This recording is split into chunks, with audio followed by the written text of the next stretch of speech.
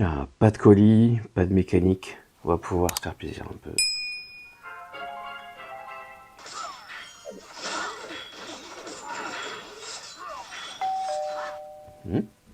Le facteur, à cette heure-ci. Oh, mais c'est pas possible. Ouais, même quand je passe pas de commande, je reçois des cartons.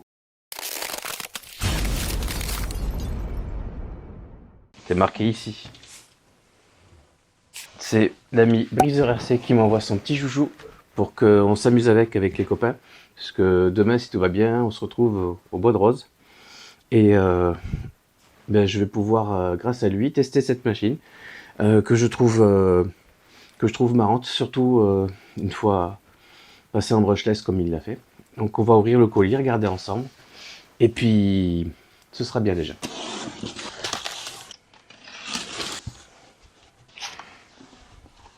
Il m'a laissé un mot sur la boîte carrément. Bon séjour en enfer, bon bâche. Parce que tu vois, tu vas pas trop avec la lumière, mais bon. Donc c'est vraiment c'était vraiment une annonce surprise d'Arma. Personne ne l'a vu venir. Le look déjà, moi je suis client, ça marche super bien sur moi. Un petit monster truck avec des pneus à chevrons, ça marche direct. Et j'ai gardé un œil dessus. Un petit peu déçu de voir que c'était du brochet, mais quand tu vois le prix, 159 € sans batterie ni chargeur et 189 € avec batterie et chargeur, pour rire ça à ton gosse ou pour une première RC, peu importe ton âge. Vu les prix chez toutes les marques ces derniers temps, y compris chez Arma et Traxxas, etc. Si la machine est valable et qu'elle est solide, franchement, ça vaut le coup. Donc Breezer, il a pris donc chose curieuse qu'ils ont fait chez Arma, c'est que ils ont lié la présence du chargeur et de la batterie à la couleur. Donc si tu veux l'avoir le moins cher possible et que la couleur bleue où tu n'as ni chargeur ni batterie, et donc tu te retrouves à 150, 160 €. Les amortisseurs ressemblent à ceux des Arma 3S. C'est une propulsion, donc 2 roues motrices arrière. C'est le principe du gradient de voltage. Arma dit que c'est pas juste une réédition qu'ils ont refait de A à Z, je le connais pas assez pour vous donner plus de détails, mais ceci dit, voilà, ici couronne slipper, le différentiel, la batterie, le cache batterie sous la machine. On y reviendra justement, les histoires de batterie qui sont difficiles à rentrer, etc. On verra ça ensemble. Récepteur et variateur 2 en 1, 25 ampères, c'est pas beaucoup, mais a priori ça fait le job, surtout pour une utilisation par un débutant. Moteur 550, voilà, 14 tours. Le cerveau, c'est un cerveau 6 kg, pignon plastique, et le chargeur se branche en USB-C, ce qui est assez pratique. En 2023, il n'y a pas tant de monde que ça qui le fait encore. Allez, on ouvre. Donc la machine vient de chez RC Fastcar. Bravo à Yves qui a été extrêmement réactif pour fournir la machine à Breezer, puisque Arma pour une fois n'a pas mis 3 ans entre la sortie d'un modèle et sa distribution sur le marché Europe. En général, les US sont largement privilégiés. Donc comme lorsque je lui avais acheté le Typhon TLR, Yves continue à faire ce qu'il faisait jusqu'à présent. C'est que lorsque tu achètes une machine chez lui, tu as une période pendant laquelle tu as une prix préférentiel sur quasiment tout ce qu'il a en magasin. C'est automatique. Et il fait une checklist du produit, donc il l'ouvre et il fait des vérifications avant de te l'envoyer, ce qui est plutôt une bonne chose. Donc là, il a juste barré ce qui n'est pas pertinent avec le Arma Gorgon. On peut voir qu'est-ce qu'il vérifie. État carrosserie, la présence des stickers, du mode d'emploi, des accessoires, des outils, pignons supplémentaires quand il y en a, comme sur les Arma 6S. Présence de l'émetteur et des piles pour l'émetteur, puisque les piles sont livrées. Batterie et chargeur, puisque cette machine est livrée avec batterie et chargeur. État des pneus, serrage des roues. Le bin de émetteur-récepteur. Fonctionnement en roue libre. Marche avant-arrière, frein. Direction gauche-droite. Et les trims. Et le bridage des gaz. Le manuel avec le petit pont pour rebinder ta radio. La fameuse clé en forme de pistolet. Et des cales pour la précontrainte des amortisseurs, plus des petites BTR. Et tu as une carte avec des QR codes pour télécharger facilement le manuel et toutes les références liées à la machine. La documentation ici, elle est là, mais elle est assez succincte.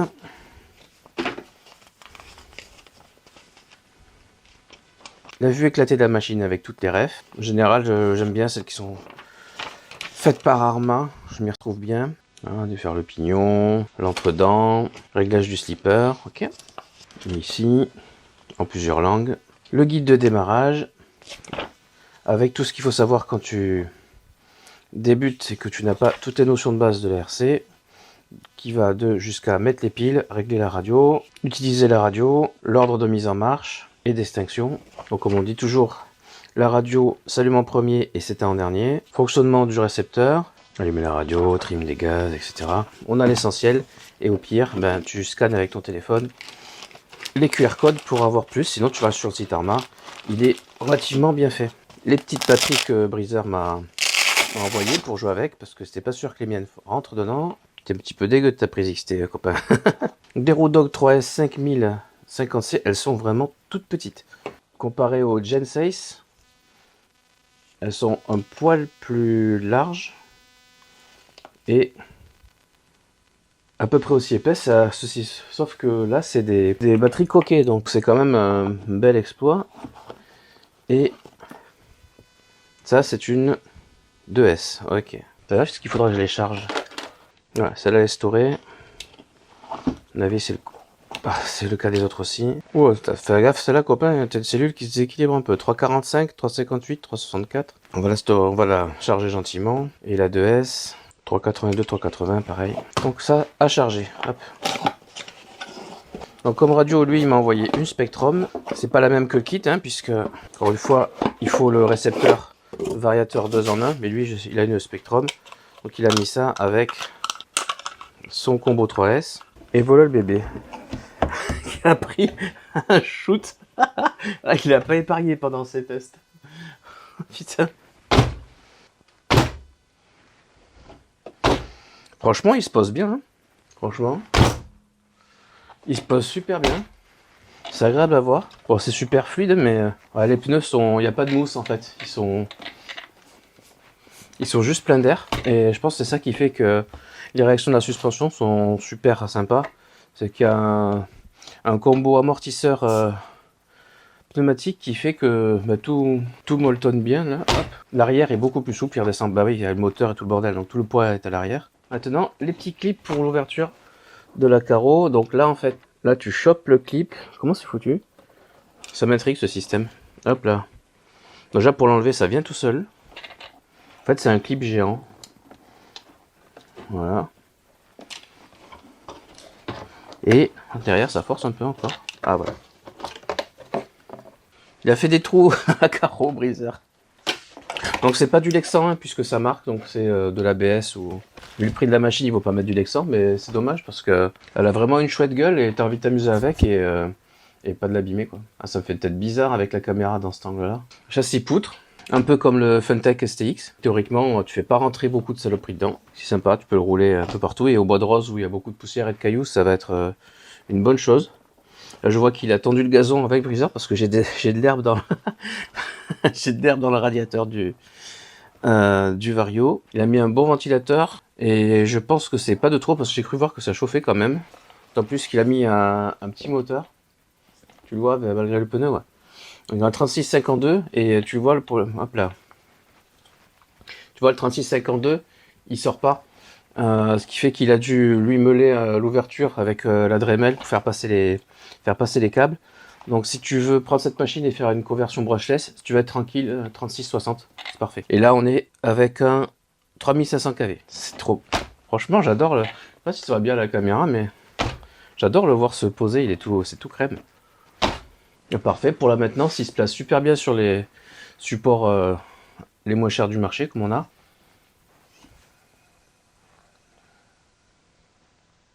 Et il tourne super bien, ça annonce une machine de grande qualité. Cerveau, il est là devant. Là, tu as niveau géométrie, tu as un gros kick-up devant. Là, tu as beaucoup de chasse, comme toutes les machines à propulsion. Et on va voir ce fameux support de batterie qui en fait galérer pas mal avec la batterie Arma, donc un clip de chaque côté.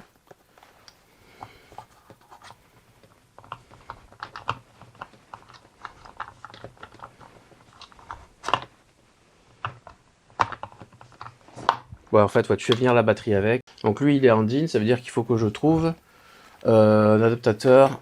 Qu'est-ce que tu rentres dedans? Donc là, la batterie HRC, donc ça rentre pile poil. Et une Gen 6 3S qui commence à gonflouiller un peu, mais pas méchamment. La prise Gen Mais c'est parce que je le branche pas, donc. Ah, les fils gênent toujours. Donc en fait, tu les cales d'abord. Voilà, ça rentre. Donc au niveau du volume, la EC5, la J16, ça rentre parfaitement. Une fois que tu as tes batteries avec toi, tu as pris ton habitude, tu vois comment tu cales les fils pour pas qu'ils te gênent, et après, bah, ça se rentre nickel en fait. En fait, tu vas... C'est pas impossible, juste tu galères un peu au début, tu mets les fils d'un côté, de l'autre, jusqu'à ce que tu arrives à les caler. Là, avec tout ce qu'il a fait, franchement, les triangles, ils ont pas bougé. Les skids sont au rappel, c'est normal. Alors, les amortisseurs, ils sont au milieu du triangle, donc ils sont protégés. Il y a une petite protection ici aussi, comme sur toute la famille Arma. Franchement, c'est simple et efficace. Hein. J'ai pas connu, moi, le Granit Voltage, donc je saurais pas dire si c'est une toute nouvelle machine ou si c'est juste de la récup, mais quoi qu'il en soit, le concept est sympa. Ok, ça c'est fait.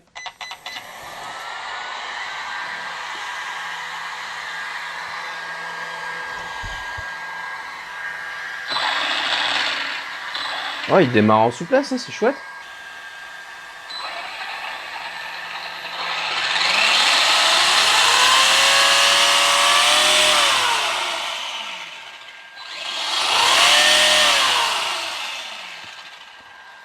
Ouais, ça avance quand même. Bon, le cerveau est pas des plus rapides. Hein. Et d'ailleurs, est-ce que j'ai des parasites avec ce micro? On va tester. Je vais arrivé avec le crawler Mega RC. Franchement,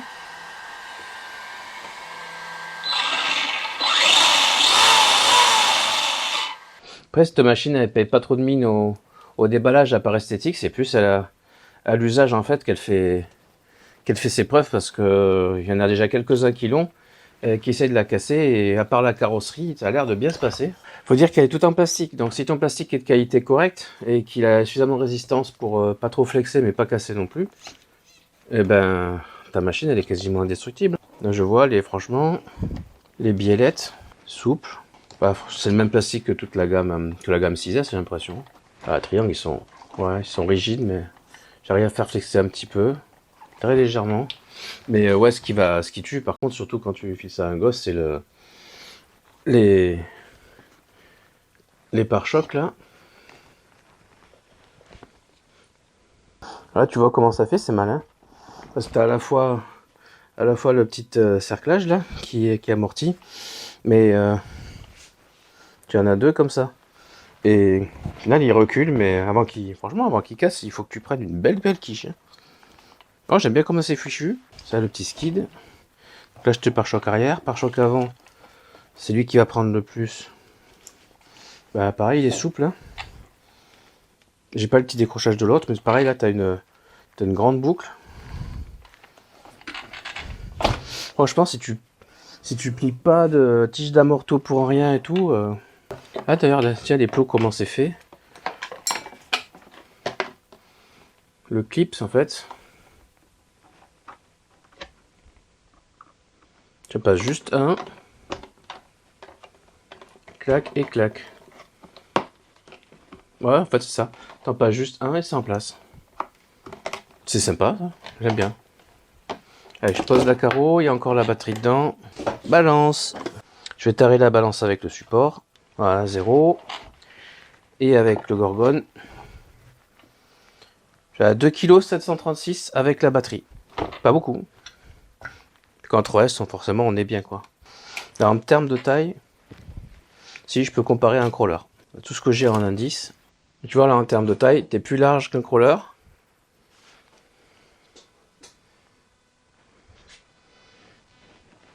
T'es un peu moins long. C'est un poil plus... On dirait que c'est un poil plus court.